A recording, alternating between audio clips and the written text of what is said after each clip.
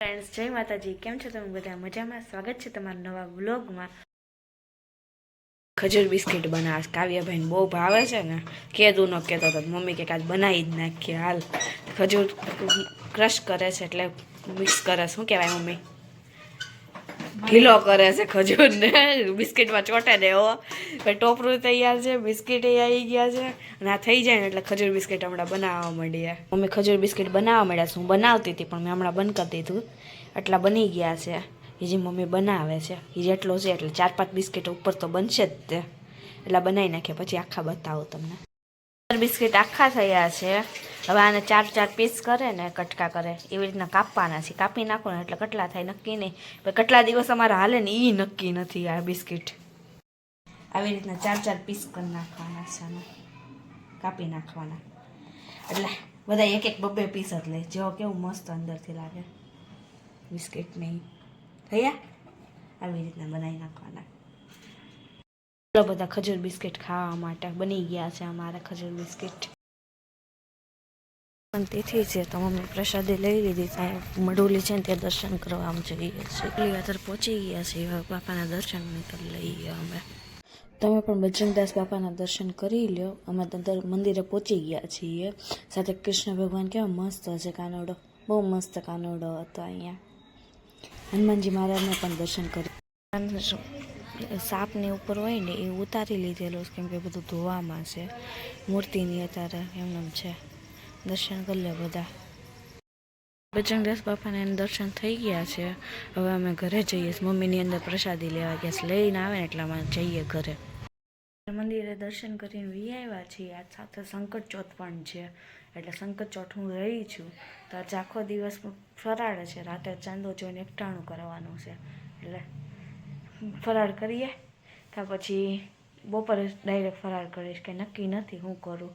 સંકટ ચોથ પણ છે એ ખબર છે રહેવાની છે એ પાક્કું છે. અને મમ્મીએ વેફર તળી દીધી સિંગ ને મમરી ને ખાવા બેઠીશું. હાલો બધા જમવા માટે.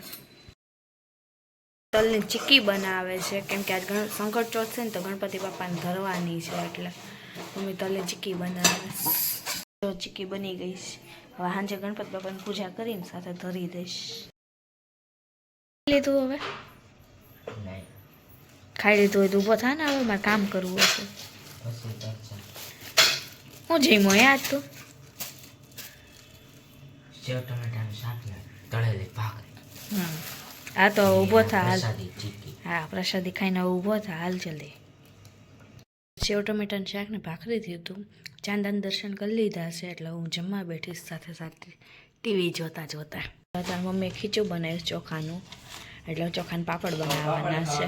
આમ જો આવી રીતના ટેકનિક જોઈ પાપડ બનાવવાની. ભૂલ થઈ ગઈ કેમ કે કોથળી મૂકવા નથી. કોથળી મૂક્યા વગર ડાયરેક્ટ પડાઈ ગયું. જો પાટલી ચોટી ગયું છે. ખાડવાની ટેકનિક કેવી છે? ઉકળી ગયો. હમણાં ઠેલી મૂકી દેશે પાછું. કાંઈ નહીં તો 2 ઠેલીને વચ્ચે ગોણું મૂકીને સીધી પાટલી જ દબી દેવાની એટલે આખું પાપડ બની જાય તરત ફટાફટ. વણવા જ નહીં. હા પાર્સલ મંગાવ્યું હતું ને ટોપ બોટમ એ આવી ગયું છે. આ એક છે. આ બીજું મેં ખોલી નાખ્યું છે. આ 1 પીસ ટાઈપ છે આખું. આ પહેરીશ ને ત્યારે આખું બતાવીશ. આ ખોલીને હમણાં બતાવું તમને. કેવું નીકળે કોને ખબર. મંગાવ્યું છે. કપાઈ ન જાય તો વાંધો નહીં કપાય એમ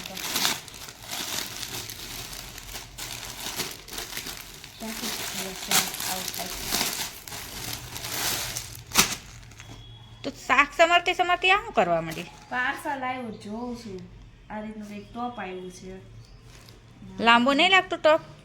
બોટમ છે એવી રીતે. જોઈએ પહેરી જો તો ખબર પડશે. હવે ઓલું બીજું કયું આવ્યું? એ તો કાલ આવી ગયું હતું. આ રીતનું છે. 1 પીસ છે આ તો. આ સારું જીન્સનો ને પાછું બેલ્ટ આવ્યો છે. આ સરસ છે. આ પહેરીને જોવું પડશે હવે. જ્યાંથી મઠિયા આવ્યા હતા જ્યારે હું અમદાવાદ ગઈ ને ત્યારે પપ્પા આવ્યા હતા. પપ્પા અરે માસીએ મોકલ્યા હતા તો મમ્મીએ પહેલાંય મઠિયા તળ્યા હતા આજ પાછા તળ્યા છે. પછી ચોળાફળી તળવાની છે. મને ચોળાફળી વધારે ભાવે. મઠી ઓછું ભાવે પણ આજ ટ્રાય કર્યું. આ મમ્મીએ મઠિયા તળી નાખ્યા. હમણાં બસ મમ્મીને પપ્પાને વધારે ભાવે. કામ ને મમ્મીને પપ્પાને ભાવે. મમ્મીને બહુ વધારે ભાવે છે મમ્મીને હાટું ખાસ કર્યા છે. હા એ મમ્મી હાટું મોકલા છો એને બેને. અમારા હાટું નથી મોકલા, અમારા હાટું ચોળાફળી જ મોકલીશ. એની હાટું મઠિયા મોકલાશ, અમારા હાટું ચોળાફળી મોકલીશ. આજે મમ્મીએ જે ચોળાફળી બનાવી હતી ને તારે એની ચટણી હું બનાવું છું. પેલા ચણાનો લોટ લઈ લીધો છે ને, એમાં થોડુંક પાણી એડ કરતા જવાનું, લમ્સ ન બને ને એવી રીતના આખો હલાવતા જવાનું એટલે લમ્સ ન થાય. આપણી રીતે પાણી એડ કરતું જવાનું, હલાવી નાખવાનું એટલે લમ્સ બધા તૂટી જાય ને ત્યાં સુધી હલાવવાનું છે.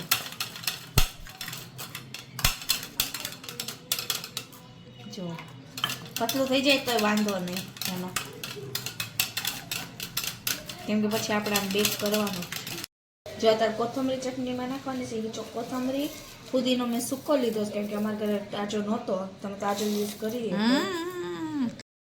કોથમરી લીધી, એમાં ફુદીનો નાખ્યો છે કેમ કે અમારા ઘરે હુકવણીનો છે, તાજો નહોતો એટલે તમે તાજો યુઝ કરી શકો છો.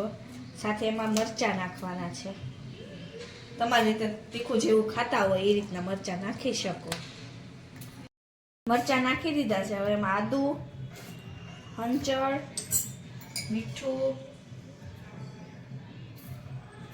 1 ચમચી ખાંડ, જોયું, પછી લીંબુ, આ બધા ક્રશ કરી નાખવાનું અને મસ્ત પેસ્ટ બનાવી નાખવાનું.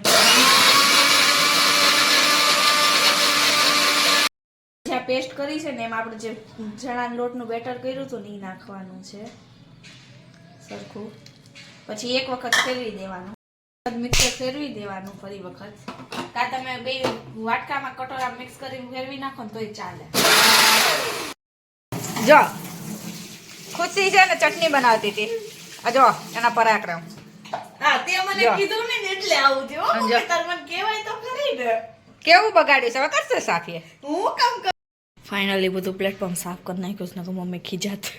જો કે મમ્મીને ખબર હતી અને મને કીધું ને મેં મિક્સરમાં ફેર્યું એટલે એવું થયું હતું. પ્લેટફોર્મ સાફ થઈ ગયું. હવે આને ગરમ કરવાની, થોડીક જાડી થાય ને ત્યાં સુધી એટલે ગરમ કરી નાખું.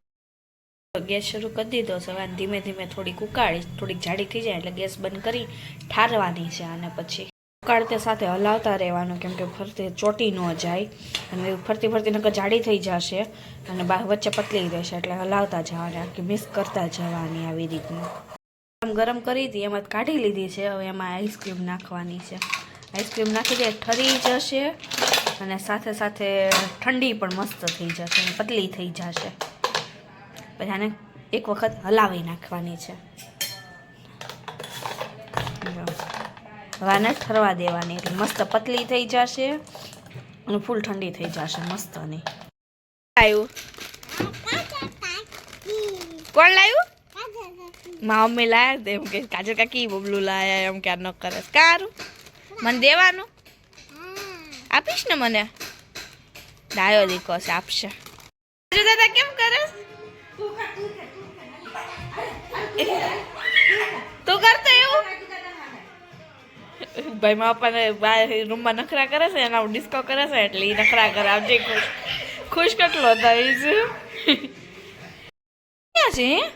ગોદામ અંદર હશે, જો રૂમમાં હશે. હે આરું ઘરે નથી જતો રહ્યો ને એકલો?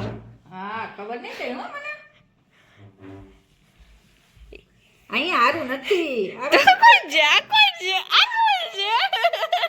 હજી અંતાણો એમ કાવું કાકા ઉતા છે ને એને મારા જો ભાઈ નખરા કરે છે જ્ઞાન ના મસાજ કરે છે કાવું કાકા ની. આજે તીર્થભાઈ બર્થડે ની કેક આવી ગઈ.